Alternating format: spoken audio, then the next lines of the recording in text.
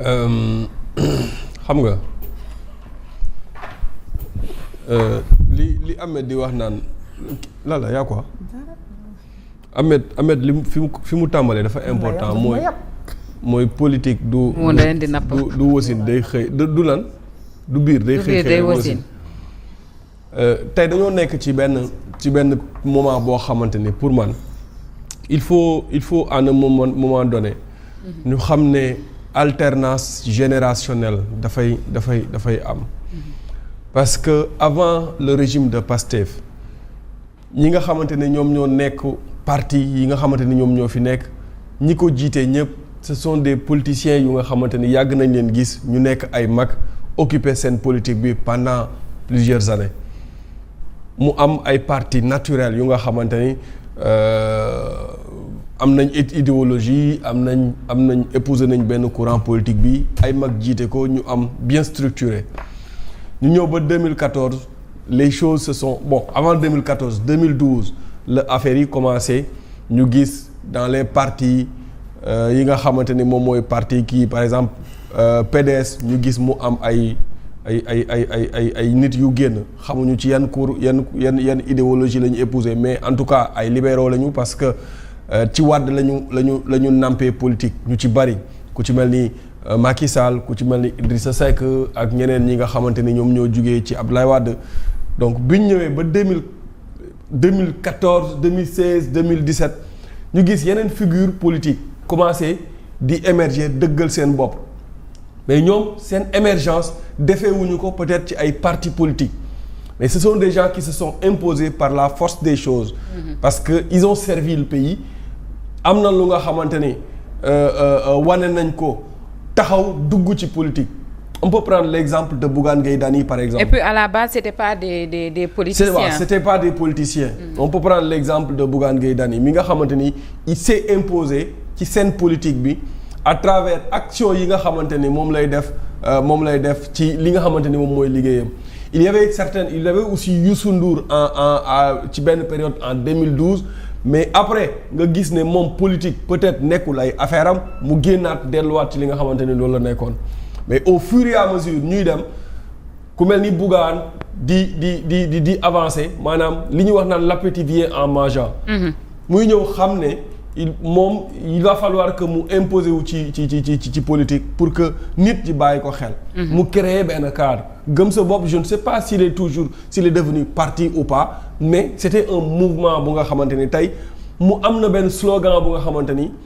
jeunes yi ndaw ñi ñu ngi ci commencé woon gis seen bopp parce que moment boobu noonu loolu moo nekkoon li nga xamante ni moom la xale yi soxla woon pour booster leen maanaam da ngeen war a gëm sa bopp gëm seen bopp mu indi loolu peut-être expliquer lan moo tax yenn slogan yu bari yi mu koy jël ay tekki fii ak yeneen slogan yi nga xam ne daf koy jël tibbee ko ci wolof nga xamante ni dafay indexer directement la jeunesse. kooku commencé def chemin am mais mu am ay obstacles yu nga xamante ni moom mooy taxaw ci wetam mooy obstacle coalition yi parce que les coalitions à un moment donné baax na pour conquérir le pouvoir wala boog pour booloo mën a jël le pouvoir mais au fur et à mesure ñu ci bari nga xamante ni waroon nañoo mën a gën a imposer wu ci politique nekk ci biir coalition yi dañuy seey ci parti bi nga xamante ni moom moo ëpp doole ci coalition boobu noonu dañuy dem ba mujj gi ñoom dootuñu feeñ loolu moo expliquer peut-être léthargie bi am diggante 2016 2017 2018 quand Ousmane Sonko s'est imposé ñu ñëw 2019 nga gis bi ñu jugee ci élection yi après ku ci nekk commencé waat liggéey les Bougane les Ousmane les Barthélémy Diaz ñu commencé imposer wu. Pape Djibril Fall les Pape Djibril Fall tu vois nga gis mu commencé am benn reconfiguration politique boo xamante ni mu ngi jéem a def maanaam la scène politique mu ngi jéem a def peau neuve. di jël xale yi di leen booster di leen yóbbu au devant de la scène. ñu ñëw en 2024 xale yooyu nga xamante ne commencé woon nañoo émerger 2014 jàpp 2019 ñëw am ci benn parti bi nga xamante ni ñi ci gën a radical accéder au pouvoir mais aidé par ces gens yi nga xamante ni ñoom lañ nekkaloon ci élection présidentielle 2019 quand Pastef a accédé au pouvoir ñi nga xamante ne ñoom lañ doon xeexal muy Bougane muy Barthélémy Diaz muy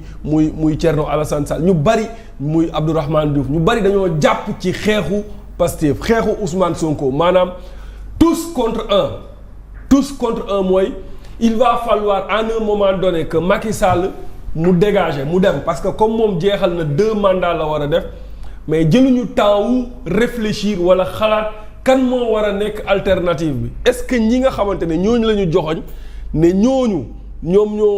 ñoo war a ñëw accéder au pouvoir est-ce que pare nañu est-ce que am nañ projet de société le combat c'était quoi c'était que Macky Sall mu ngi jaay doole Sonko comme ni nga xamante ne noonu la jaayee woon doole Khalifa Ababacar Sall ak Karim Wade il est hors de question ñu bàyyi ko mu jaay doole Ousmane Sonko ñu nekkoon ci xeex boobu noonu fàtte déjà ñoom seen parti ak seen projet de société jàppale ko ci xeex boobu ba partem moom accéder au pouvoir bi partem accéder au pouvoir avant muy accéder au pouvoir sax diggante 2023 2024 ñoom ils se sont tardivement rendu compte qu'effectivement Macky Sall du nekk candidat léegi ñoom war nañoo liggéey à la base fekk na jamono jooju Khalifa Ababacar Sall mu ngi doon commencé di def maa ngi ko doon wax ci jamono jooju laa gis Khalifa Sall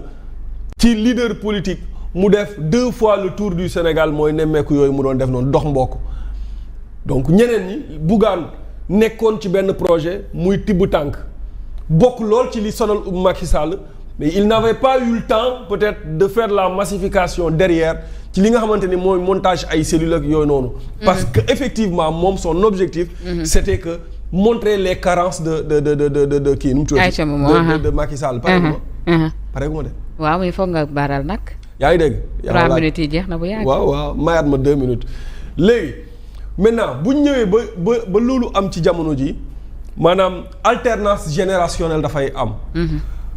politique nañ ko doon defee ay jamono dafay wuutee ak ni ñu koy defee nii parce que lu bari dox na ci diggante bi léegi lan mooy xew mooy il faut que parti yi nga xamante ne ñoom ñoo nekk les partis yu mag yi il faut ñu def comme la AFP ni mu def mooy maanaam jël ku mel ni John teg ko à la tête mu nekk secrétaire général mu mën a massifier le parti mais mu mën a rajeunir le parti l'APR aussi di ko def mooy maanaam rajeunir le parti mais ñeneen ñi aussi di def seen liggéey comme par exemple gëm sa bopp li nga xamante ni mu ngi koy def yenn activités yu bari doo ci gis Bougane Gueye Dany mais kii nga ciy gis nu mu tuddati les cadres ak yi ni mel maanaam gëm sa bopp ngay gis c'est-à-dire mu ngi booster li nga xamante ne moom mooy le mouvement donc moi je pense que à un moment donné il faut prendre le temps de renaître après de créer des cadres pour mën a affronter li nga xamante ni ñoom ñoo nekk au pouvoir d'autant plus que même génération lañu. Mais Mamadou, est-ce qu'il y a lieu même de faire une renaissance étant donné que opposition bi moom ak loo leen mën a waxal on les voit tout de même réagir sur les sujets ou les questions d'actualité? Oui, d'abord politique contexte la. Et selon contexte ci loolu ngay mën a yow xam ban tànk nga war a mën a feccee parce que boo duggee ci ne wéy nañ doon opposé woo démbi daaw ak ren bokkul. Opposition bi dafa am noo xamante ne nii tey jii nii peut-être fa nañ nekk ou dañ naan wuy rapport de force day am ou dañ naan il faut nga nekk radical ainsi de suite dinaa ci ñëw ce qui se passe moom mooy tey boo gisee configuration opposition bi moom mooy dafa am lu xew Bassirou Diomaye Faye a été élu à 54%. Les Sénégalais ont voté massivement pour le changement ont voté massivement pour Pastef ci kaw loolu opposition bi tamit looloo tax ñoom ñëpp daanaka ñu replier wu toog pour xool aussi fan la ñuy di jëm bañ jugee ci loolu élection bu ci topp moom mooy législative yi ñu ñëwaat joxaat foofu doole aussi